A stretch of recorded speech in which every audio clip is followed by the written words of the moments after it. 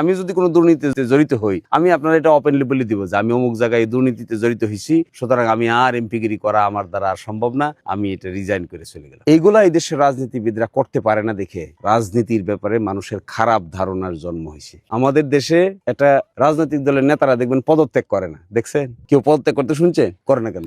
ধরছে এরকম, এমন ভাবে ধরছে মাঝখানে সুপার গ্লু লেগে গেছে চেয়ারে আর নেতা দুইটাই মিললে, এমন ভাবে সুপার গ্লু লাগছে চেয়ারে নেতারা ছাড়ে না, নেতায় চেয়ারে ছাড়ে। সাংঘাতিক সুপার গ্লু। আমার ধারণা এগুলা সবই নতুন কিছু তৈরি করা দরকার। আমি যে কাজের জন্য আপনারা আমাকে দায়িত্ব দেন, আমি করতে না পারলে আমি থাকবো কেন? কেন থাকবো? আমি রিজাইন করে চলে যাবো। আমি বলবো যে এটা ও এখন থেকে কাজ হিসাব করবে, আপনারা তাকে সিলেক্ট করেন। আমি ভাই চেষ্টা করছি, পারি নাই।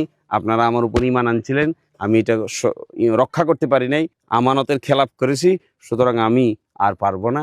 আপনারা একজন নতুন লোক দেখে নেন, এটার নামই পদত্যাগ। এগুলো কেউ করতে পারে না, এগুলো করতে পারে না দেখে রাজনৈতিক নেতা সম্পর্কে মানুষের ধারণাও আস্তে আস্তে আস্তে আস্তে খারাপ খারাপ হইতে হইতে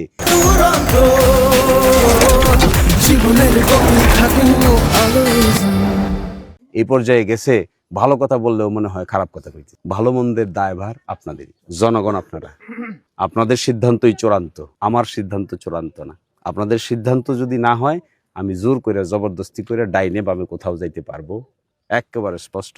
এটাই আপনাদের ক্ষমতাটা। এই ক্ষমতাটা বেশি সময়ের জন্য না, ওই অন্ধকার বুথে গিয়া হয়তো 1 মিনিট বা 30 সেকেন্ড ওই ক্ষমতাটা ওই সময় প্রয়োগ করতে হয়। আগে পিছে অনেক কথা হয় পক্ষে বিপক্ষে, কিন্তু কামটা ওই 30 সেকেন্ডের ভিতরে বা 1 মিনিটের ভিতরে। এরপরে কিন্তু আর ক্ষমতা থাকে না, এর আগে ওইভাবে ক্ষমতা থাকে না। তো ওই ক্ষমতাটা আপনারা জেনে বুঝে প্রয়োগ করবেন, এটা আমার অনুরোধ। আর সবাই মিলে আমরা ভালো কিছু করি, সম্ভব হলে ভালো কিছু করি, আর করতে গিয়ে দুর্নীতিতে না জড়াই।